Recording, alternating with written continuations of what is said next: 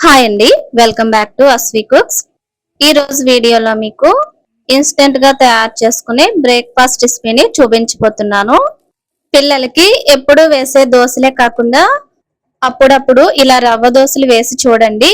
కరకరలాడుతూ టేస్ట్ చాలా బాగుంటాయి. వీటిని ఎలా తయారు చేసుకోవాలో తెలుసుకుందాం. ముందుగా ఒక గిన్నె తీసుకుని 1 కప్పు మైదా పిండిని వేసుకోండి. అదే కప్పుతో 1 కప్పు వరిపిండి, 1 కప్పు సూజీ రవ్వ లేదా బొంబాయి రవ్వని వేసుకోండి. ఈ 3 కూడా సమానంగా ఉండేటట్లుగా చూసుకోండి. ఇప్పుడు కొంచెం జీలకర్ర, మీ టేస్ట్కి తగ్గట్టుగా ఉప్పును కూడా వేసుకోండి. 1 టేబుల్ స్పూన్ పెరుగును కూడా వేసుకోండి. మీరు గ్లాస్తోనైనా సరే ఇదే విధంగా కొలుచుకుని వేసుకోవచ్చండి. ఇప్పుడు తగినన్ని నీళ్లు వేసుకోవాలి. ఈ పిండిలో ఉండలు లేకుండా అన్ని కలిసేటట్లుగా బాగా కలుపుకోవాలండి. పిండి అంతా కలిపిన తర్వాత వాటర్ సరిపోలేదనిపిస్తే మరికొంచెం వాటర్ని యాడ్ చేసుకోవాలండి. ఇది మనం నార్మల్ గా చేసుకునే దోసల పిండి కంటే బాగా పలచగా ఉండాలి. చూసారు కదా, పిండి ఈ విధంగా పలచగా అయితే ఉండాలండి. ఇప్పుడు స్టవ్ పై పెనం పెట్టి టిష్యూతో బాగా క్లీన్ చేసుకోండి. ఇప్పుడు స్టవ్ ఆన్ చేసి ఈ పెనాన్ని బాగా కాలనివ్వాలండి. అలా పెనం బాగా కాలుతున్నప్పుడు పిండిని గుంటగరిటతో కానీ గ్లాస్తో కానీ ఈ విధంగా పోయాలండి. మనం దోశ వేసుకున్నట్టుగా దీన్ని స్ప్రెడ్ చేయకూడదు.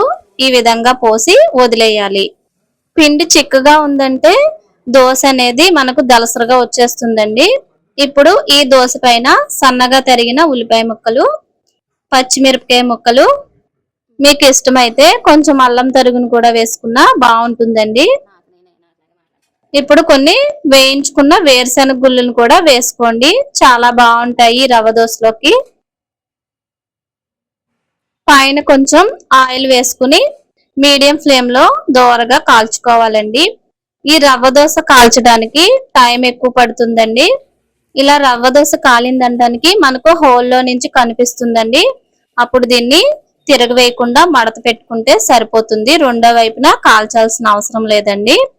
దీన్ని ఒక ప్లేట్ లో పెట్టుకుని సర్వ్ చేసుకోవటమే.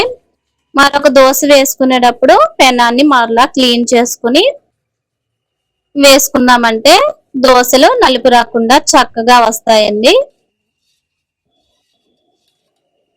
పిండిని మరలా కలుపుకుంటూ వేసుకోండి, లేదంటే అడుక్కి పిండి చేరిపోయి పైనంతా పలచగా ఉంటుంది. మనం ముందు చెప్పినట్లుగానే అదే విధంగా దోశలు వేసుకోవచ్చు. మీరు కావాలంటే ఈ పిండిలోనే ఉల్లిపాయలు, పచ్చిమిరపకాయలు కూడా కలుపుకుని కూడా వేసుకోవచ్చండి. ఇలా నేనైతే పైనే వేస్తున్నాను. మీ ఇష్టాన్ని బట్టి ఏ రకం దోశలు వేసామంటే పిల్లలు అంతగా ఇష్టపడరండి. అప్పుడప్పుడు ఇలా రవ్వ దోశలను కూడా వేసి పెట్టండి, చాలా ఇష్టంగా తింటారు. వీటిని వేడి వేడిగా ఉన్నప్పుడు తింటే కరకరలాడుతూ చాలా కమ్మగా చాలా బాగుంటాయండి. ఈ దోశలోకి అల్లం చట్నీ కానీ పల్లి చట్నీ కానీ చాలా బాగుంటుందండి. ఒకసారి మీరు కూడా తప్పకుండా ట్రై చేసి చూడండి. ఎలా వచ్చిందో కామెంట్ చేయండి. ఈ వీడియో మీకు నచ్చితే లైక్ చేసి షేర్ చేసి ఛానల్ని సబ్స్క్రైబ్ చేసుకోండి. మరొక మంచి రెసిపీతో మళ్ళీ కలుసుకుందాం. Thank you for watching.